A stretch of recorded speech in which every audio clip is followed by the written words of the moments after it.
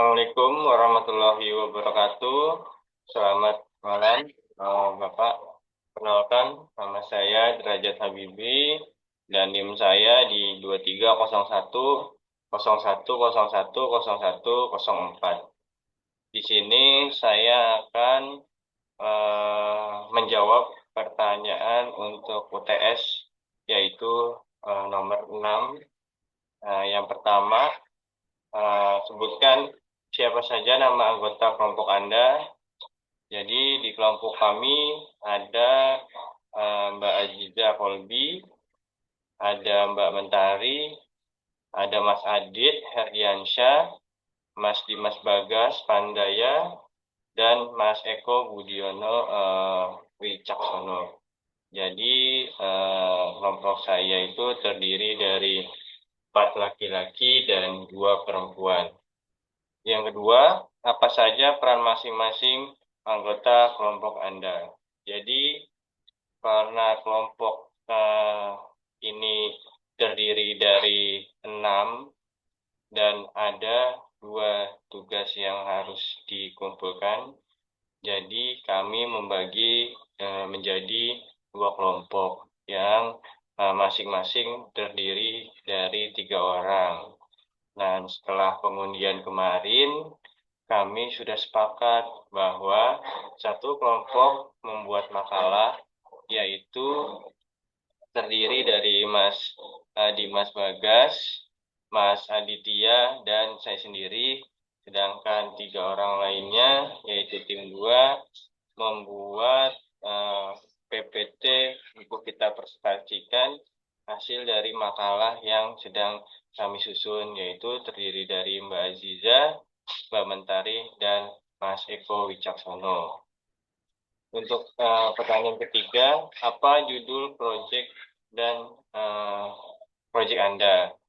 Kita berenam membuat beberapa judul yang sudah kita diskusikan.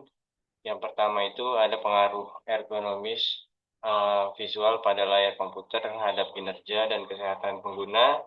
Yang kedua ada optimalisasi faktor ergonomis pada sistem kerja komputer. Yang ketiga ada evaluasi usability pada AI pada aplikasi e-commerce. Yang keempat ada pengaruh warna dan tata letak UI terhadap performa pengguna aplikasi.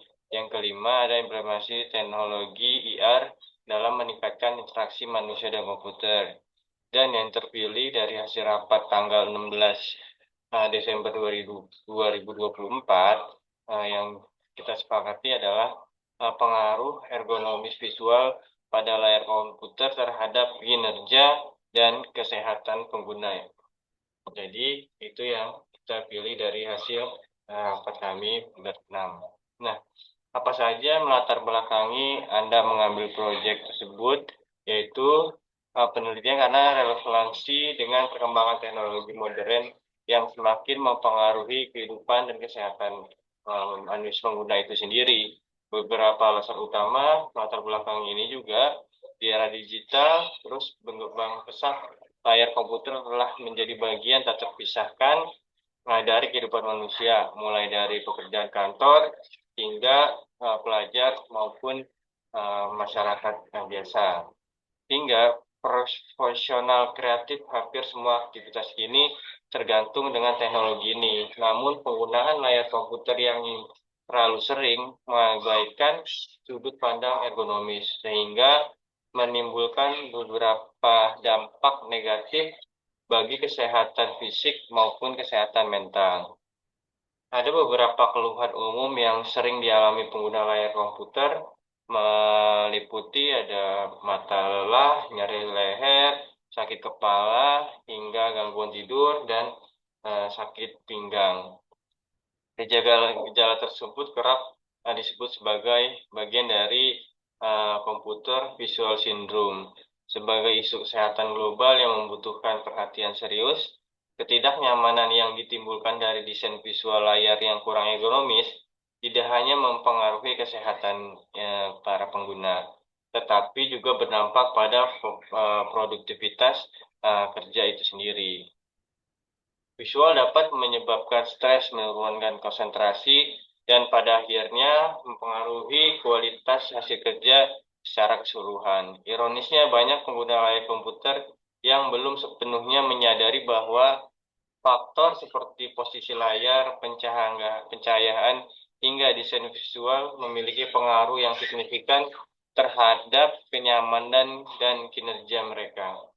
Oleh karena itu, materi ini bertujuan untuk meningkatkan kesadaran mengenai pentingnya penerapan prinsip ergonomis visual dalam penggunaan layar komputer sehari-hari.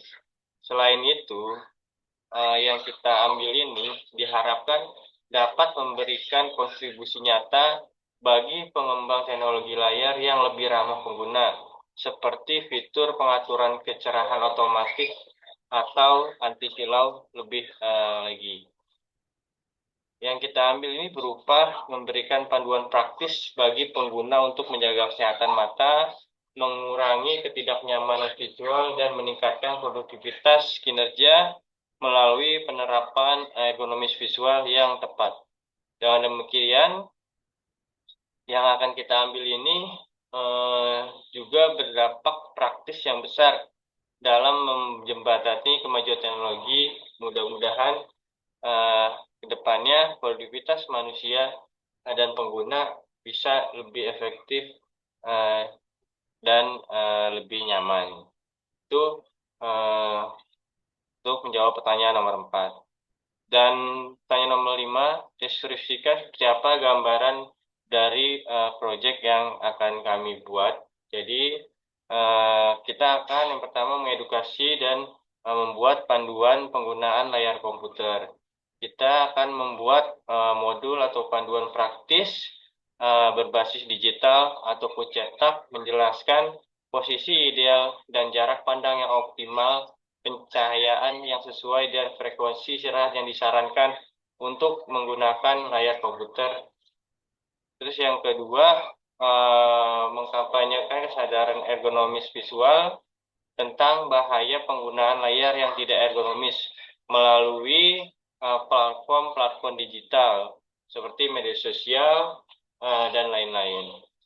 Yang kedua, kita akan merekomendasikan desain ruang kerja yang ergonomis, memberikan rekomendasi tata letak ruang kerja yang mendukung prinsip ergonomis seperti posisi layar dengan mata, kursi yang menduduki postur tubuh yang benar, dan pencahayaan ruangan ya untuk mengurangi pantulan cahaya pada layar.